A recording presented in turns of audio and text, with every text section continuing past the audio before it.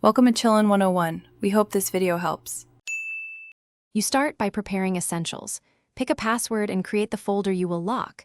You do not need admin rights, just Notepad and write access. Next, open Notepad and paste the lock/unlock batch script lines that create a folder named Locker and toggle its visibility.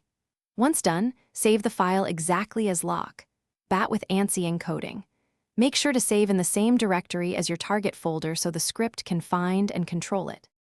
You now run and understand the script. It asks for a password, and if the input matches, it renames the protected folder back to its visible name. Otherwise, it remains hidden and read-only via attrib commands.